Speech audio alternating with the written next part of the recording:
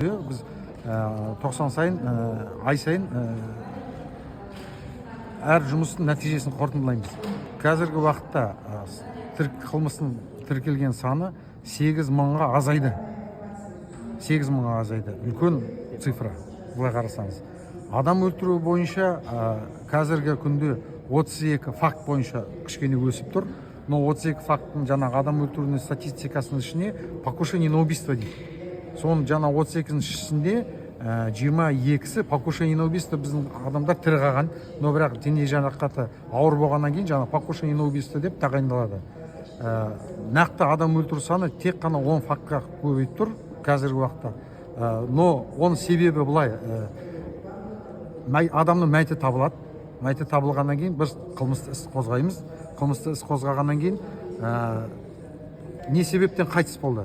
Сондықтан да укрытие болмас үшін біз адам өлтіру статьясымен қозғаймыз.